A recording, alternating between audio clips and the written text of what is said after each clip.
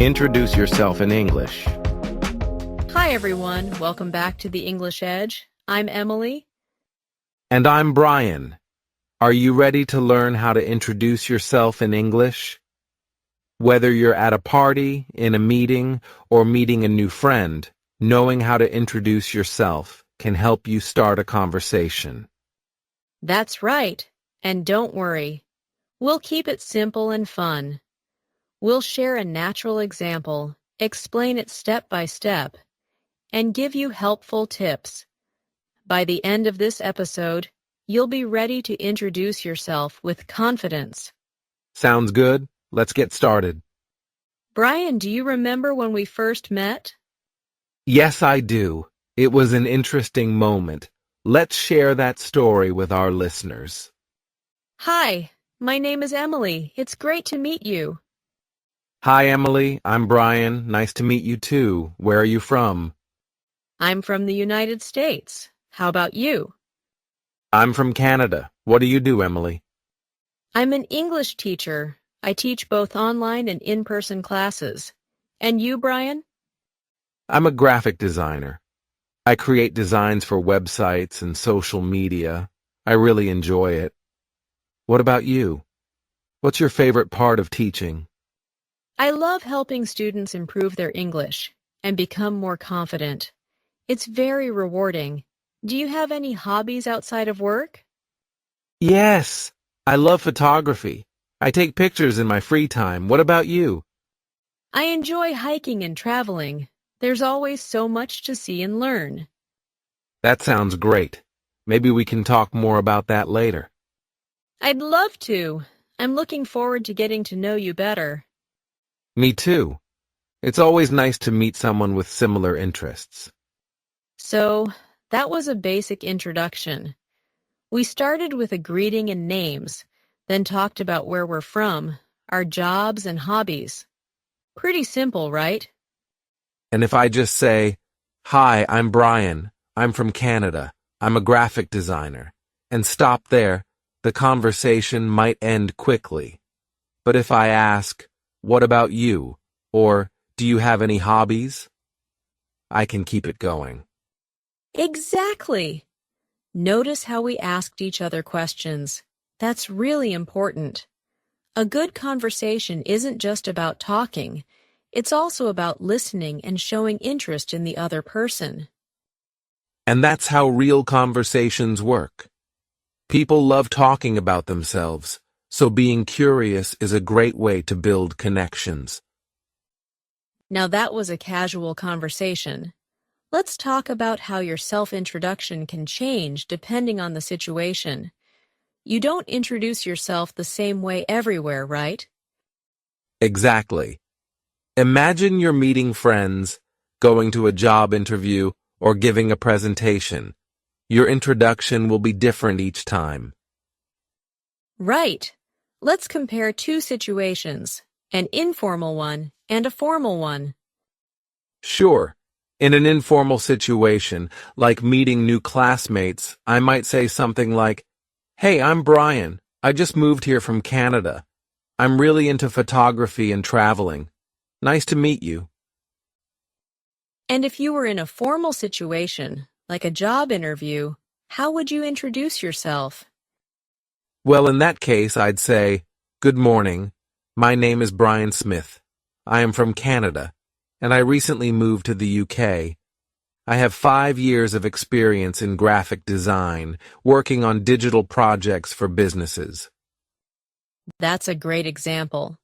You also mention your experience more clearly. The formal version is longer and uses more professional language. Exactly. Depending on the situation, you adjust how formal or casual you sound.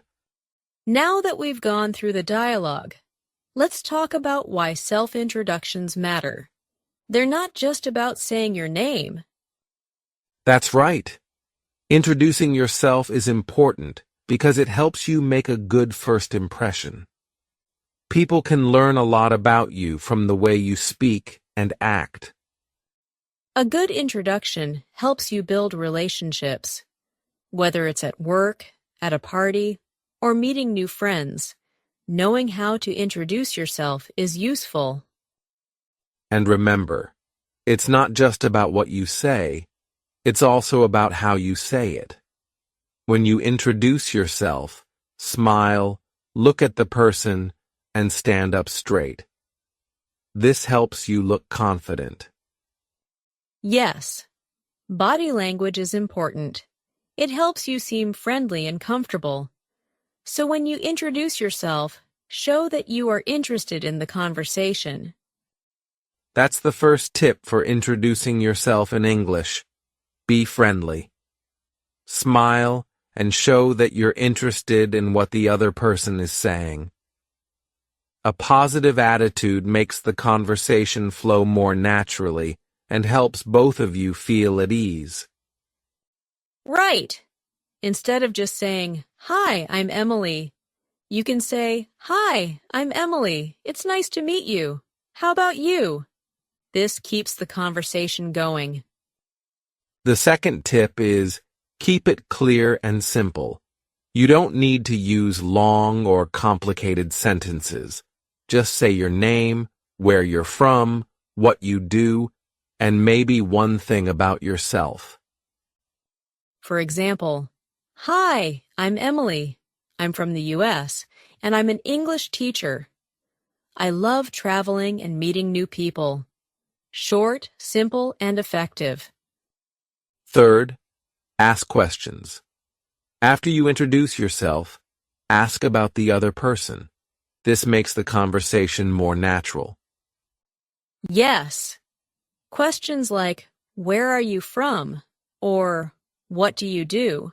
show that you're interested. People love talking about themselves. And finally, prepare and practice. If you know you'll need to introduce yourself, maybe at a job interview or a networking event, practice a few times beforehand. A great way to do this is to practice in front of a mirror or record yourself.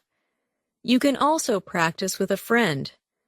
Try introducing yourself in different situations: formal, casual, and professional. The more you practice, the more natural it will feel. A little preparation makes a big difference. Let's take a moment to go over some key vocabulary. Explain.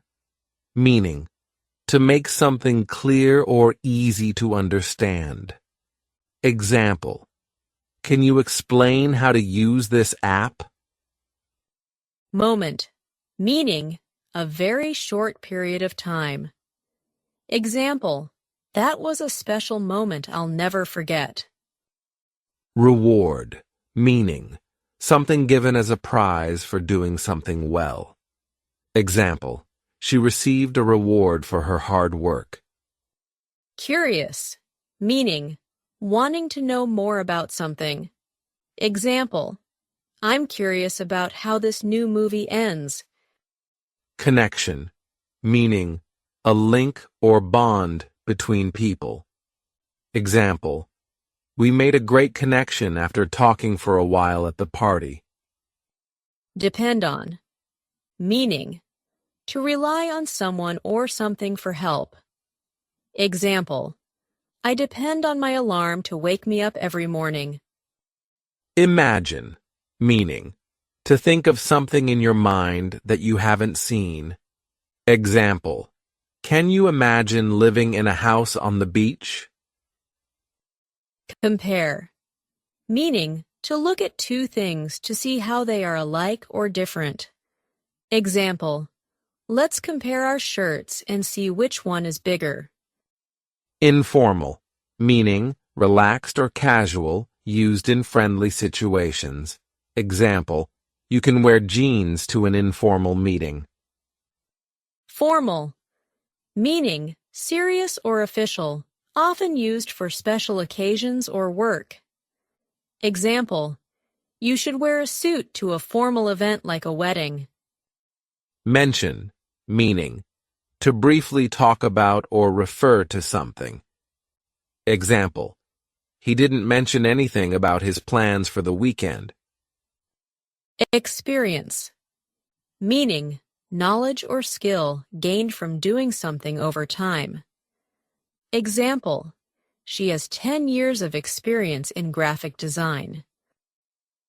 Professional, meaning showing skills and behavior suitable for work. Example, it's important to be professional during a job interview. Adjust, meaning to change something to fit a new situation. Example, I had to adjust my schedule because of a last-minute meeting. Friendly, meaning kind and pleasant to others. Example, she gave me a friendly smile when I met her. Attitude, meaning how you feel or think about something, which shows in your behavior. Example, having a positive attitude helps you feel happy and confident. Complicate, meaning to make something harder or more difficult. Example, don't complicate things, just follow the instructions. Effective, meaning working well and getting the result you want. Example, taking notes during class is an effective way to remember information. Prepare, meaning to get ready for something. Example, you need to prepare your answers before the exam. Networking, meaning meeting new people to help your career or business. Example, she attended a conference for networking with other professionals. We hope this episode helps you feel more confident when introducing yourself in English. Thanks for listening to The English Edge. We'll be back with more tips and lessons to help you improve your English. Absolutely. And remember, a great introduction is the first step to building meaningful connections. So don't hesitate to say hi the next time you meet someone new. See you next time. Keep practicing and have fun with English.